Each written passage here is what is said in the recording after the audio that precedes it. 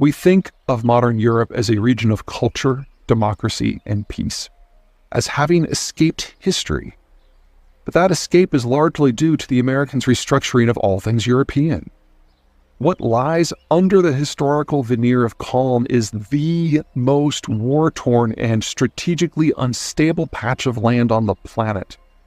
Modern Europe is the purest distillation of the heights and complete artifice of the Bretton Woods system. Future Europe's problems are many, but four stand out. The first is energy.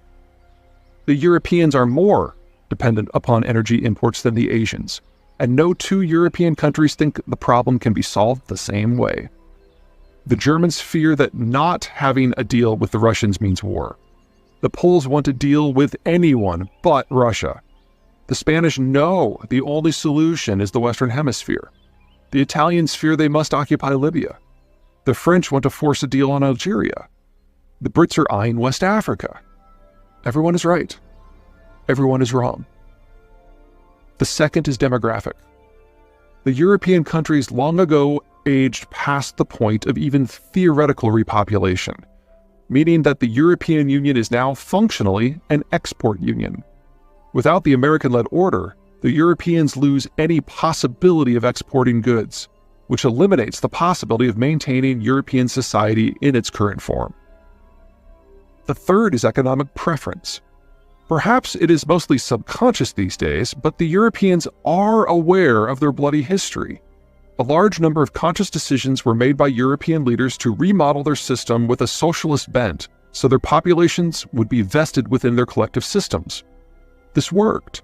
This worked well, but only in the context of the order, with the Americans paying for the bulk of defense costs and enabling growth that the Europeans could have never fostered themselves. Deglobalize, and Europe's demographics and lack of global reach suggest that permanent recession is among the better interpretations of the geopolitical tea leaves. I do not see a path forward in which the core of the European socialist democratic model can survive. The fourth and final problem: not all European states are created equal. For every British heavyweight, there is a Greek basket case. For every insulated France, there is a vulnerable Latvia. Some countries are secure or rich or have a tradition of power projection. Others are vulnerable or poor or are a little more than historical doormats. Perhaps worst of all, the biggest economic player, Germany, is the one with no options but to be the centerweight of everything, while the two countries with the greatest capacity to go solo, France and the United Kingdom, hedged their bets and never really integrated with the rest of Europe. There is little reason to expect the French to use their reach to benefit Europe, and there is no reason to expect assistance from the British, who formally seceded from the European Union in 2020. History, unfortunately, offers us some fairly clear paths forward. As the reliability of long-haul maritime transport evaporates, and the United States, by far Europe's largest market, goes its own way, the Europeans will put a premium on protecting what they have and know, their own supply chains and their own markets. That Europe is starting as the most protectionist set of economies in the order era doesn't help. The end result will be the creation of several mini-Europes as various major powers attempt to throw economic, cultural, and in some cases military nets over wider regions. The United Kingdom, France, Germany, Sweden, and Turkey will all go their own way and attempt to attract and/or coerce select neighbors to come along for the ride. For those of you who know your Persian, Greek, Roman, Byzantine, Ottoman, German, British, French, medieval, or early industrial histories, this will feel disturbingly familiar. After all, history has no endgame. It will be worth the Europeans' while to obsess particularly about the Mediterranean. Under the order, it has been a bit of a lovely internal channel for the continent, but looking forward, it is far more likely to return to its historical norm of being the world's most contested waterway. Via the Suez Canal, the Mediterranean is Europe's connection to Persian Gulf oil and East Asian manufacturers. Egypt cannot protect the canal zone, but neither can any individual European country dominate Egypt. Via the Turkish Straits, the Med is Europe's connection to the energy and agricultural surpluses of the former Soviet states. Turkey is absolutely certain to take over the Straits, and no one has the capacity to challenge the Turks in their own front yard. None of these competitions are new to students of history. What has been new is that the Americans have smothered them, all of them, for decades. To believe that globalization will continue without an overarching enforcer and referee, you must believe three things. First, that all powers in a given region will agree to do what the most potent regional power demands.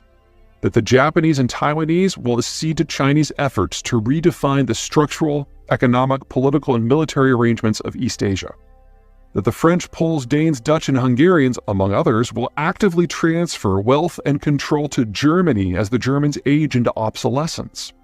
That Saudi Arabia, Iraq, Kuwait, Qatar, Bahrain, and the United Arab Emirates will defer to Iran on issues of regional control and oil policy. That Ukraine, Estonia, Latvia, Lithuania, Sweden, Finland, Poland, Moldova, Romania, and Uzbekistan will not resist Russia reasserting control over all of them. That Pakistan will accede to India being large and in charge. That Iran, Iraq, Syria, Russia, and Germany will not resist Turkey muscling itself up to the big table. That the various African nations will quietly accede to a renewed colonial wave. The Americans have held all these reckonings in abeyance since 1945. Now remove the American security environment. Look at the map with fresh eyes. Look at any map with fresh eyes. Second, you must believe that certain tools of statecraft will remain firmly off the table, most notably military tools. That the Germans, Russians, Iranians, and Chinese will not use military force to impress their wills upon their neighborhoods. That powers with military reach, France, the United Kingdom, Turkey, and Japan come to mind, will not use their capacity to short-circuit the actions of their less mobile competitors. History isn't simply littered with examples to the contrary. Most of history is the contrary, except history from 1945 to the present, of course. Third, you must believe that the dominant regional powers will not come into conflict, that the Russians and Germans, the Chinese and Indians, the Russians and Chinese, the Turks and the Russians, the Turks and the Iranians will always see eye to eye. Offhand, I can think of 10 examples of this not working out in just the single century before 1945. The world's supply of grievances is inexhaustible. For the most part, those grievances have not been acted upon for 75 years, but only because the Americans changed the rules of the game. Regardless of what goes wrong, long-haul transport is an instant casualty, because long-haul transport doesn't simply require absolute peace in this or that region. It requires absolute peace in all regions. Such long-haul disruption describes 3/4 of all shipments in energy, manufacturing, and agriculture.